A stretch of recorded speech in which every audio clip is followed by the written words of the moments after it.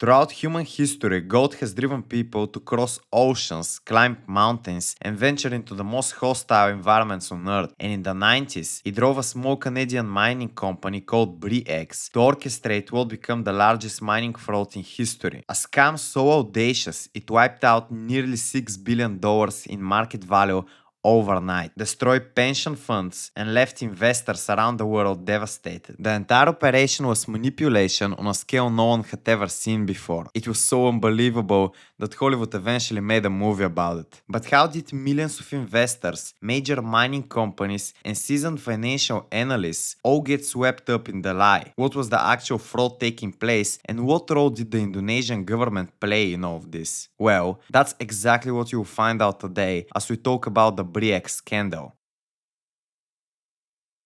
Calgary, Alberta, in the early 90s wasn't exactly glamorous. Cold, corporate, built on oil money. The downtown towers housed hundreds of small mining companies, penny stock operations run by optimists and gamblers. Most would fail, some would limp along for years, burning through investor cash with nothing to show for it. One of these companies was Bre-X Minerals, and in 1993 it was about as unsuccessful as you could get. Founded by David Walsh, a stockbroker who'd bounced from one failed venture to another, Bre-X was trending for 30 cents a share. Walsh had mortgaged his house multiple times. His wife Jeanette was working at Walmart just to keep the family afloat. They had 4 kids to support and were teetering on financial ruin. And yet, against all odds, he was about to stumble into the opportunity of a lifetime. Walsh had one thing going for him: connections. Through decades in the mining world, he'd built a network of geologists and prospectors. In 1993, one of those connections told him about a geologist named John Felderhoff, who had something interesting cooking in Indonesia. He had spent decades working there. Tall and bearded, he stood out, and people often compared him to Indiana Jones because of his work in remote areas and his long career in the field. What really set Felderhoff apart, though, was his record. In the 70s, he helped discover the Ok Tedi mine in Papua New Guinea, a huge gold and copper deposit that made investors extremely wealthy and established him as someone who could find major deposits. His attention had long been fixed on a particular region in Kalimantan, the Indonesian part of Borneo. The word Kalimantan literally translates to river of gold and diamonds. The region had been producing gold for over 1,000 years. Local miners would pen rivers and pull out shiny yellow nuggets just as their ancestors had done for centuries before European colonizers ever set foot on the island. In the early 90s, Indonesia's government was opening up to foreign mining companies for the first time in decades. Under President Suharto's regime, if you could navigate the complex politics and brutal logistics, there was real money to be made. Felderhoff believed he found the right spot, a property deep in the jungle near a place called Busang.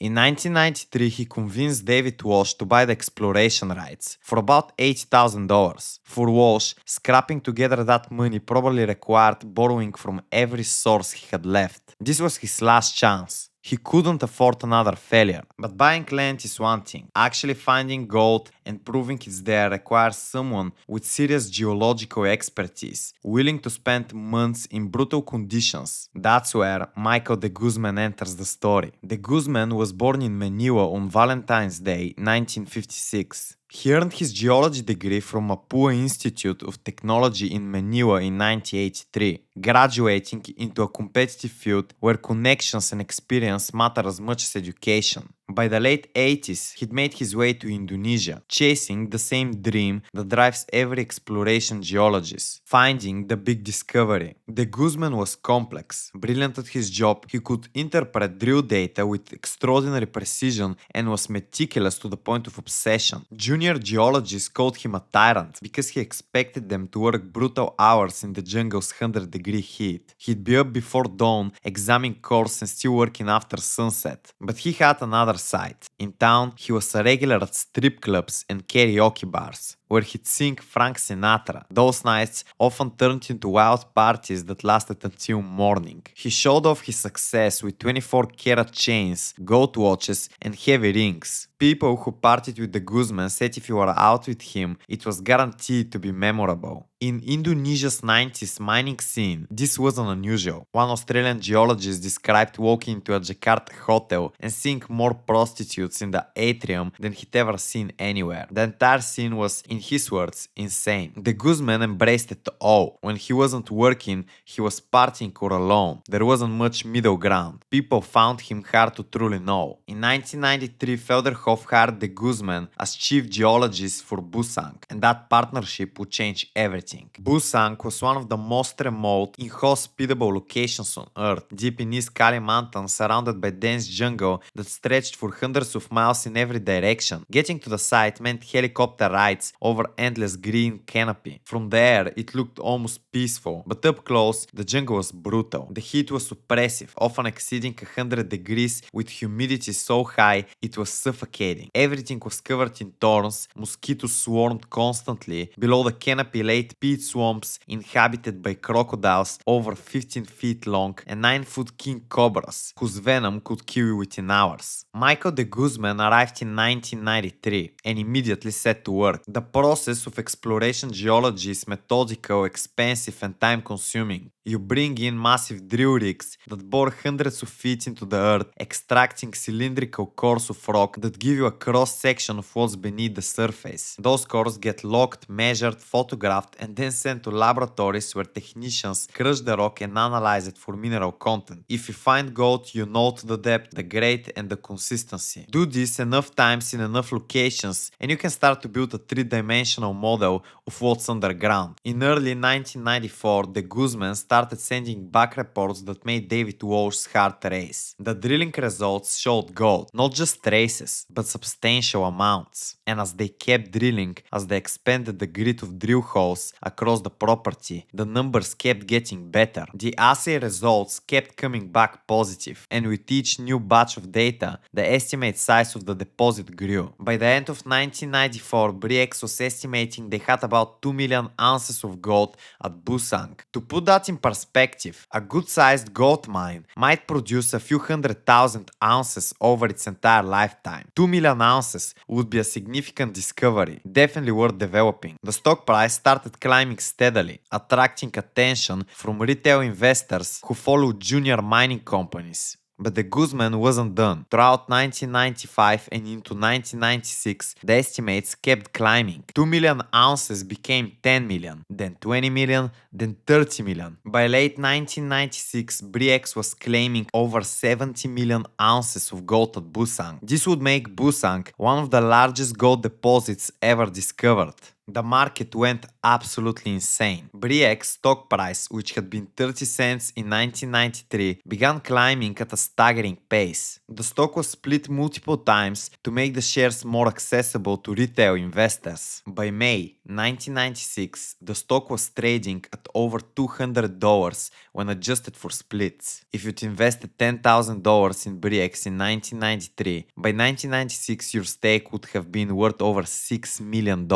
People were becoming millionaires on paper just by holding a penny stock they'd bought on a whim. David Walsh, the guy who couldn't pay his mortgage just 3 years earlier, was now worth hundreds of millions on paper. He moved his family into a mansion and filled it with luxury cars. John Felderhoff became fabulously wealthy, buying properties in multiple countries. Michael de Guzman lived like a royalty, flying first class between his various girlfriends in different cities and throwing money around Jakarta's nightclubs as if it would never run out. Investors poured money into Bre-X. Pension funds, mutual funds, regular people who saw the stock climbing and wanted in on the action. Financial advisors who normally steered clients toward conservative investments were recommending Bre-X. The Toronto Stock Exchange was caught up in the frenzy. Analysts were writing glowing reports. A small Canadian company with a property in Indonesia was suddenly one of the hottest stocks in the world. In Canada, particularly in small towns, Bre-X fever reached absurd levels. Take St. Paul, Alberta, a farming community of about 5,000 people, 2 hours northeast of Edmonton. One local banker got an early tip on Bre-X and started recommending the stock to his clients. The news traveled quickly through the town. Coffee shop conversations turned into impromptu investment clubs. People put their money to buy shares. At its peak, 1 in every 26 residents of St. Paul was a Bre-X investor. That's nearly 200 people in a town of 5,000. The stories from St. Paul capture the madness perfectly. One guy had to choose between buying a truck he needed for work and investing in Bre-X. His wife, the more logical thinker, convinced him to buy the truck. If he bought the stock instead, that same amount of money would have been worth about $3 million at the peak. He still calls it the Bre-X truck, a constant reminder of the fortune that got away. But when you have a deposit this valuable, you attract the kind of attention that comes with a serious scrutiny, and not just from investors. The major mining companies couldn't ignore Busank anymore. When you're talking about 70 million ounces of gold, potentially worth tens of billions of dollars, every serious player in the industry wants a piece. Barrick Gold, one of the world's largest gold producers, was interested. Placer Dome, another Canadian giant, was circling. And then there was a Freeport-McMoRan, an American mining behemoth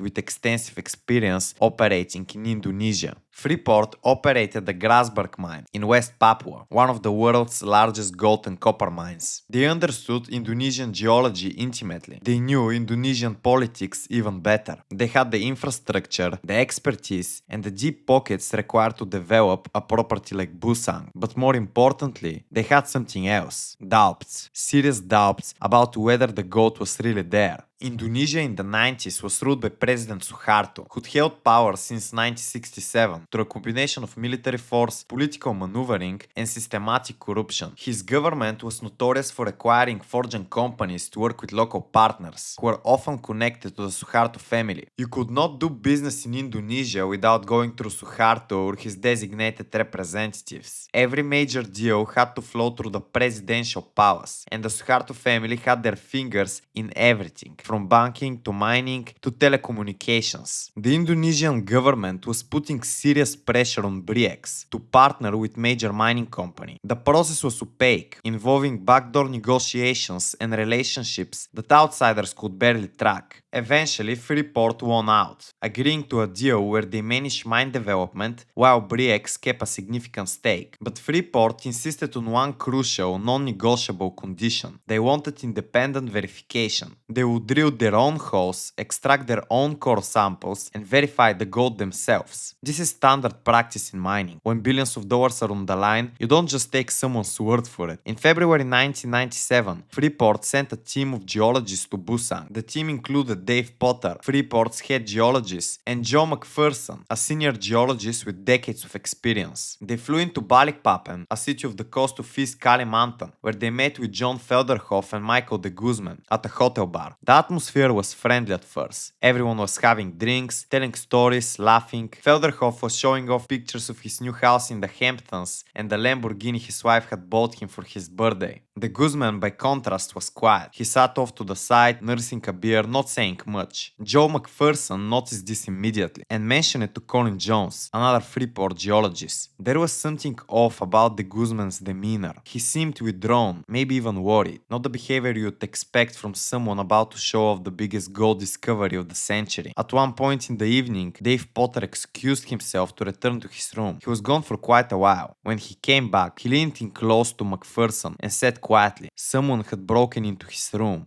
Nothing was taken, but his belongings had been searched through. This message was clear and disturbing. Someone was watching them, and they wanted the Freeport team to know it. The next day, they flew out to Busang itself. When they landed, Potter was initially impressed. The camp was well organized and substantial, with dormitories, a dining hall, administrative buildings, and core storage sheds. This looked like a professional operation that had been running for years. That first evening over dinner and beer, Felderhoff spent a lot of time explaining how Busang was the greatest discovery in modern mining history. But then he said something strange. Out of nowhere, almost casually, he asked, quote, what would you do if you drilled holes and didn't get any gold? Colin Jones and Dave Potter exchanged quick glances. This was the first day. They hadn't even unpacked their equipment yet. Why would Felderhoff ask that question? They laughed it off, suggesting it would probably just be a mistake at the lab. These things happen. But later in private, they talked about it. It was very strange strange question to ask,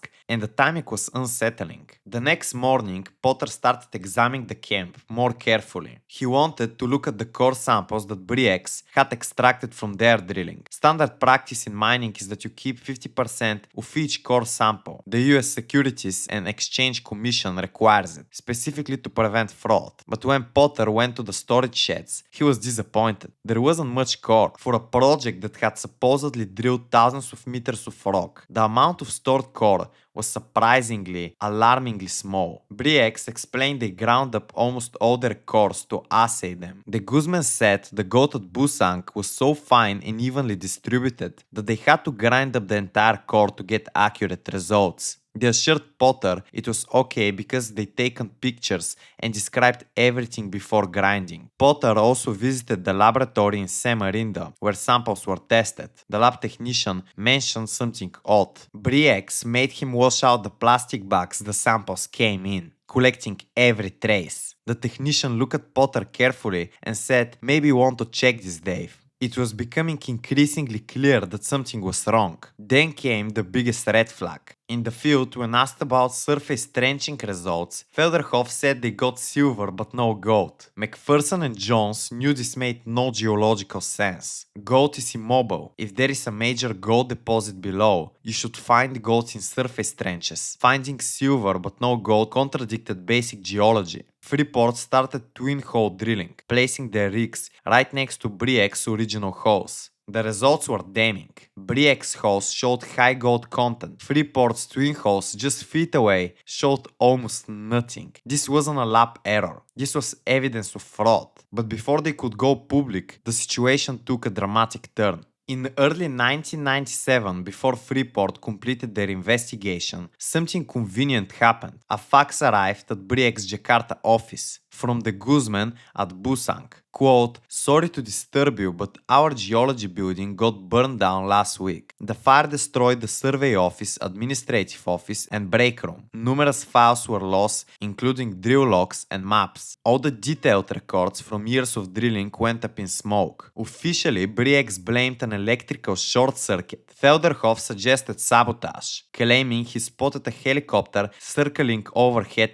earlier that evening. No one ever determined how the fire started, but those files, all the original data, were gone forever, just as Freeport was asking to see them. Then came March 18, 1997. Michael de Guzman was in Samarinda, getting ready for night out. He headed to karaoke bar, had drinks, sang Frank Sinatra, but those who saw him said he seemed off. The next morning, his colleague Rudy Vega knocked on his door to take him to the airport. They had a crucial meeting at Busang. Freeport was demanding answers about why their drilling results didn't match. The Guzman was disheveled, half awake. They rushed to the helicopter pad. The Guzman climbed in alone. The pilot helped with his seatbelt. The Guzman didn't recognize the pilot. It wasn't the usual guy. The helicopter took off at 10:30, headed for Busang. 20 minutes into the flight, at 800 feet, there was a pop, a loud bang. The pilot looked back, empty seat. The left-hand door was fully open. Michael de Guzman was gone. The pilot radioed the tower, quote, "My passenger has jumped from the helicopter. 4 days later, searchers found a body in the jungle. It had no hands, no feet, and parts of the face were missing. The remains were badly decomposed for just 4 days. Officials used dental records and identified it as the Guzman. A handwritten suicide note was found in the helicopter." David Walsh told the media that the Guzman had received a fax about having incurable hepatitis B.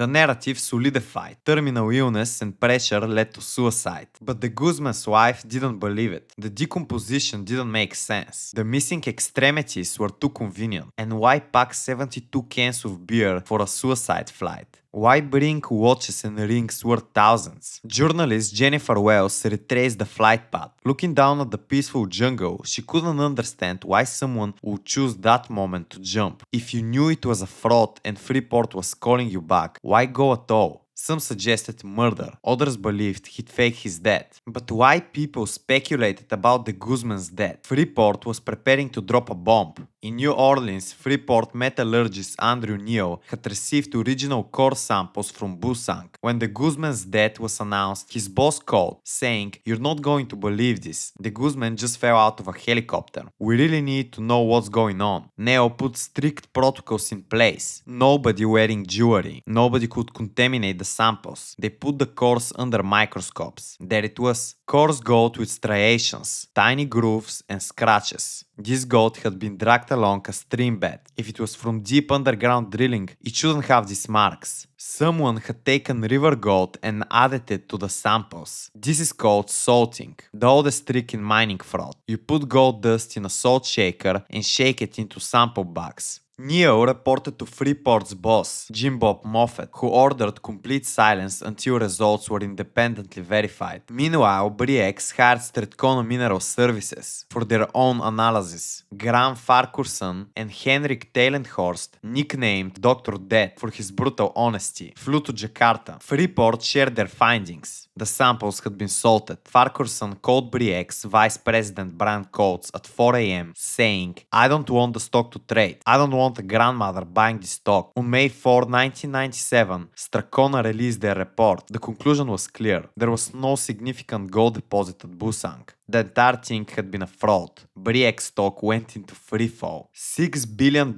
in market value evaporated. Trading was halted. Investors lost everything. Some people even committed suicide. The Guzman was the chief geologist. He controlled the sampling process. If anyone was salting those cores, it had to be him. But was he acting alone? John Felderhoff denied any knowledge. He settled with security regulators, paying a fraction of what he made, but never faced criminal charges. He died in 2019, still maintaining innocence. David Walsh also claimed innocence. He died of a brain aneurysm in 1998, just a year after the scandal broke. Filipino geologists who worked under the Guzman, including Cesar Puspus, were suspected of helping. Witnesses claimed seeing Puspus opening sample bags and adding material. He denied everything. None were ever charged. Dave Potter believed the Filipino team did the actual salting. They were paid less than Western geologists and felt exploited. When they saw the stock jump from pennies to hundreds of dollars, the temptation to keep going must have been enormous. But nobody was ever convicted. The Royal Canadian Mounted Police investigated. The Ontario Securities Commission investigated. Indonesian authorities investigated. Nobody went to jail. Bre-X became known as the perfect crime, a $6 billion fraud with no convictions. But many don't believe the Guzman died in that helicopter. The body was never conclusively identified through DNA. The identification relied on dental records disputed by his family. Months after his reported death, the Guzman's wife in Jakarta received money transfers totaling $50,000 from Citibank Brazil, bearing her husband's signature. One transfer occurred on February 14, the Guzman's birthday. About a week after he allegedly fell, a Filipino man entered a restaurant where geologists were having lunch. They stood up and gave him a standing ovation. When asked who that was, they said that was Mike the Guzman, applauding the scam he'd pulled off. Years later, businessman Warren Irwin claimed a friend had lunch with the Guzman. The man had plastic surgery, but it was definitely him. Mensah Geiger, close to the Guzman's wife, whispered to a journalist, quote, "You do know that the Guzman is still alive, don't you? He is in the Cayman Islands."